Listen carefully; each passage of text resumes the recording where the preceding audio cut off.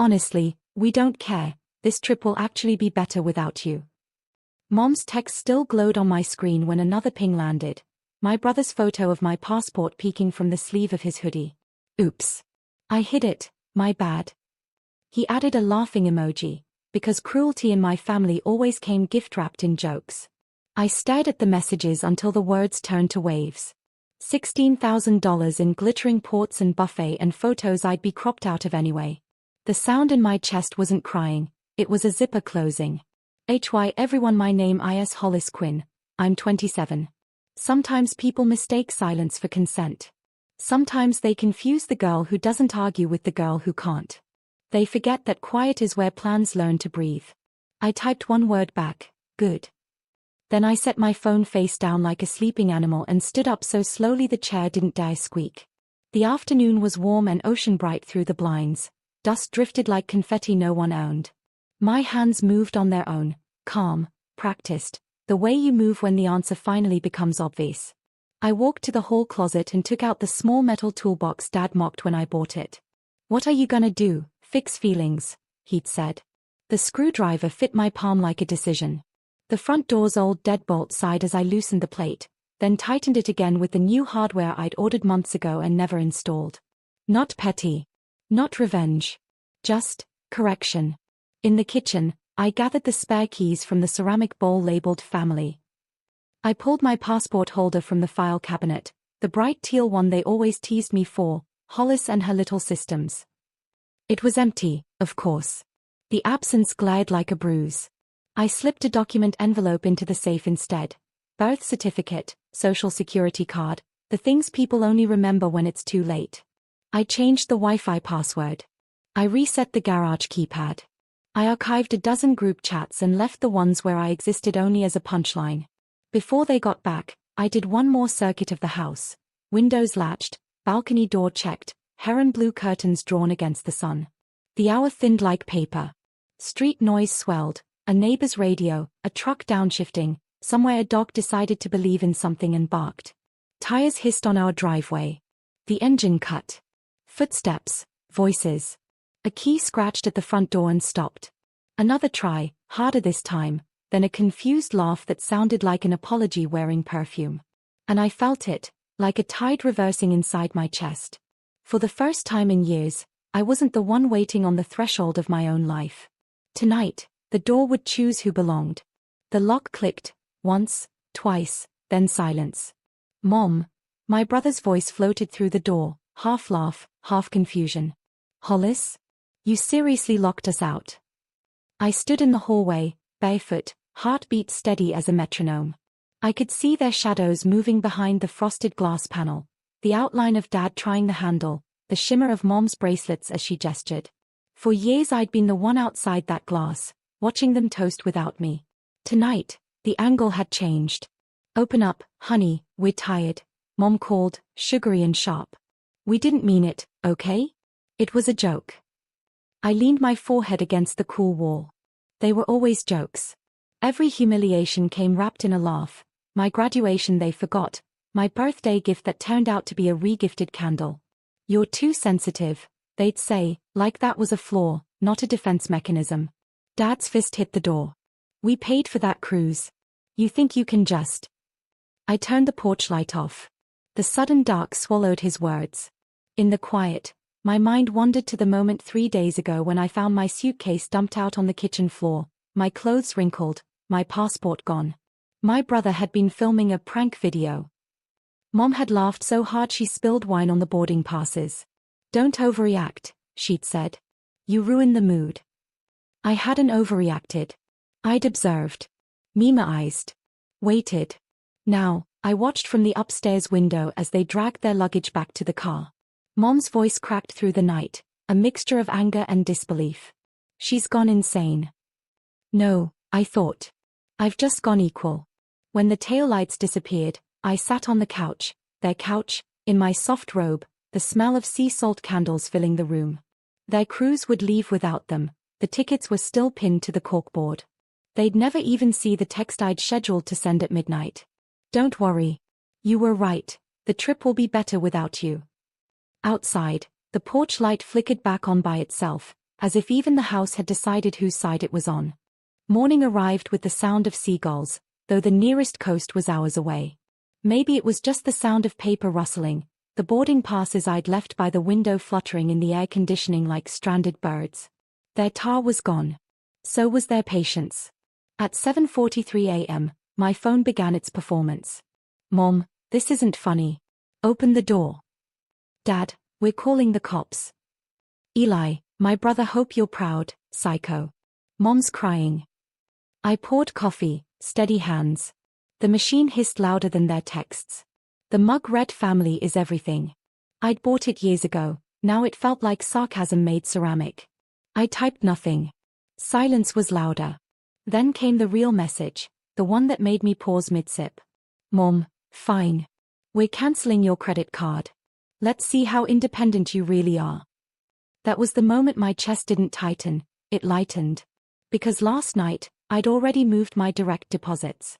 I'd already rerouted my paycheck, locked my savings, and changed every password they'd ever known. For the first time, I was untethered. I walked through the house, sunlight spilling across the floors. Their photographs still lined the mantel, smiling faces, matching cruise shirts, perfect fake harmony. I lifted one frame, tilted it toward the light. The glass reflected a stranger. I gathered the photos carefully into a box, labeled it return to sender. By noon, they were on their way to the police station. My phone kept lighting up with words like trespass and theft, as if a daughter could steal her own home. They'd forgotten the paperwork months ago when they'd temporarily transferred ownership to me for a tax deduction. I'd reminded them twice, they'd laughed it off. Now the laughter was mine, quiet, unbelieving, a release decades overdue. When the doorbell rang, I didn't flinch. A uniformed officer stood there, expression confused after hearing my story. He looked at the deed in my name, then at the locks, then at me. He said softly, I think you're fine to stay. And for the first time in my life, I believed him. By evening, the sky turned the color of bruised silver, that in-between hour when everything looks like a memory. I stood by the window, watching the street lamp flicker, my reflection ghosting over the glass. Their car wasn't back yet, but I knew they would come. My family didn't lose quietly. At 8:06 p.m., a knock, polite, deliberate. I didn't answer. Then another, harder this time. Hollis. Mom's voice strained through the wood. This is our house. You can't do this to us. To us. That word again, like I'd always been an outsider orbiting their perfect little planet. Call her bluff, Dad muttered somewhere behind her. The sound of keys clattered against the porch tiles.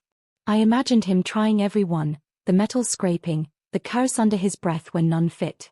I opened the door halfway, just enough for the porch light to paint their faces. They looked older, smaller. I didn't feel angry, just clear. You said this trip would be better without me, I said quietly. Guess you were right. Mom's eyes flicked past me, scanning the hallway. You changed the locks. Yes. You can't. I can, I said. And I did. For a heartbeat, no one spoke. Then my brother, arms crossed, smirked like always. You're really losing it, Hollis. We were joking. I smiled, slow and even. Then consider this my punchline. The words hung there, weightless but final. Dad started to say something, then stopped when I handed him an envelope, the deed, their signatures, the proof of everything they'd forgotten in their arrogance. He unfolded it, lips moving soundlessly. Mom's voice dropped to a whisper. You planned this? No, I said, closing the door softly between us. You did. Their shadows lingered on the porch for a long time, outlined by the amber light like ghosts rehearsing regret. Then footsteps retreated, gravel crunching, the car engine flaring one last insult before fading down the road. Inside, the house exhaled. The quiet wasn't empty anymore, it was earned. In the mirror, I caught my own reflection, not the invisible girl anymore, but someone whole. Someone uninvited no longer. The following morning smelled like rain and old lemon polish. I woke before sunrise, the house still wrapped in that hushed, fragile calm that comes after a storm. I brewed coffee and sat at the kitchen counter, staring at the faint scratch marks Dad had left on the doorframe years ago, tiny, angry scars in the wood. They looked different now. Like proof. My phone was flooded with messages. Mom, you embarrassed us in front of everyone. We had to cancel the cruise because of you. Eli, they're saying you trapped us on purpose. That's insane. Dad, you'll regret this, Hollis. Family sticks together. Family. Always the word they weaponized when they wanted obedience. I set the phone down and looked around, at the house they'd built, the walls I'd painted, the kitchen they never used. Everything they'd taken credit for had my fingerprints buried underneath it. At 9 a.m., the front door rattled again, this time softer, like an afterthought. I peeked through the curtain. Mom was standing there with a box of pastries, makeup smudged, her cruise curls flattened by humidity. She lifted the box like a peace offering. I opened the door an inch. Honey, we overreacted, she began. We just want to talk. I wanted to believe her. I wanted to believe that maybe this was the version of her that existed in the photos, the one who loved her children equally. But then she added, if you unlock the Wi-Fi, we'll forget this ever happened. There it was again, the transaction, the manipulation disguised as love. I exhaled slowly. Mom, go home. Hollis, you're being dramatic. No, I said. For once, I'm being heard. Her mouth opened, but no sound came. She blinked, confused, as if I'd spoken a foreign language. Then, defeated, she walked away, her shoes clicking on the pavement in an uneven rhythm, like a retreat. Inside, the smell of coffee grew richer, deeper. I looked around the house, not as a prisoner, not as a daughter begging to belong, but as the rightful owner of my own peace. And for the first time, breakfast actually tasted like freedom. By the third day, the news had spread through every corner of our small town. The Quinn family feud, neighbors whispered, like it was an episode instead of a history. People pretended not to stare when I stepped outside to collect the mail, but their eyes flicked between the porch and the headline. I didn't hide. I waved. Smiled. It disarmed them. Inside, the house was starting to feel like mine, not just legally, but spiritually. I'd rearranged the furniture, taken down the framed family portrait over the fireplace, and replaced it with a painting I'd bought years ago but never hung, an ocean at dusk, waves swallowing footprints. The silence hummed with something close to contentment. Then the call came. Private number. Familiar breath. Hollis, Dad's voice rasped. Listen, we talked to a lawyer. He says we can challenge the transfer. You don't understand what you're doing. You're making your mother sick. I almost laughed. Dad, Mom's been sick with control for years. Maybe this is her detox. A pause. Then a sigh that sounded more tired than angry. You're still our daughter. I am, I said softly. Just not your scapegoat anymore. He hung up. I sat there a while, the dial tone buzzing like a wasp in an empty jar. Then I pulled out my laptop and opened a folder labeled Legacy. Inside were receipts, years of payments I'd made on utilities they'd put in my name for convenience, repairs I'd funded, and the notarized deed they'd signed when they needed a tax break. I attached everything in a neat PDF, titled it for the record, and sent it to their lawyer directly. 10 minutes later, my brother texted. You actually did it. They are panicking. I looked at his name on the screen, the boy who'd hidden my passport, laughed while I cried, and felt nothing. Just quiet understanding. Sometimes justice doesn't come as thunder or flame. Sometimes it's an email with perfect attachments, delivered at exactly the right time. And somewhere in the distance, maybe on a cruise they never reached, the tide finally turned in my favor. The storm broke that night, real thunder this time, shaking the shutters. The house flickered in flashes of white, and for a heartbeat, it felt like the universe was cleansing itself. Rain hammered against the windows, hard and honest. I sat on the couch with a blanket and my laptop open to the lawyer's reply. Your position is secure. They have no legal claim. No legal claim. 3 words I must have read 100 times. Each time, they tasted a little different, relief, disbelief, then finally peace. By morning, I found a note slipped under the door. Wet from the rain, ink running like mascara tears. It was Mom's handwriting. Hollis, we never meant to hurt you. You've always been so distant. We just wanted you to be closer, to laugh with us. Maybe we didn't show it right. Please call. I traced the words with my thumb.